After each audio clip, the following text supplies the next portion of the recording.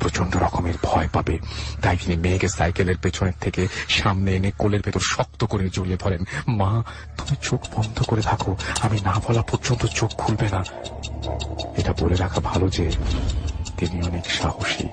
তারপর বাবলু কাকা কোন রকমের সাইকেলটা ঠেলতে ঠেলতে রাস্তা দিয়ে দৌড়তে থাকেন।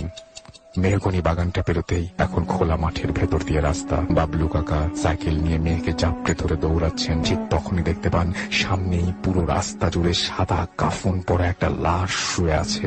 এটা দেখে অনেক ভয় পেয়ে যান তিনি। তবে তাকে ভয় পেলে চলবে না, তাকে যেভাবেই হোক বাসায় পৌঁছাতে হবে।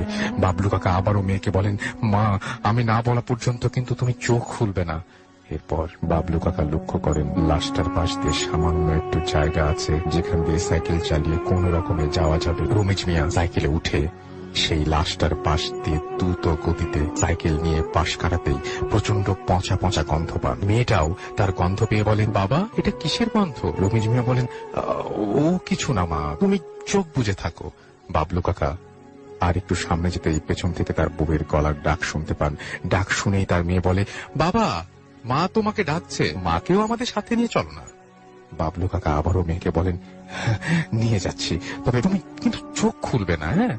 আমি না বলা অবধি। এভাবে জোরে জোরে সাইকেল চালিয়ে রমেশ মিয়া তার গ্রামের রাস্তায় চলে আসে।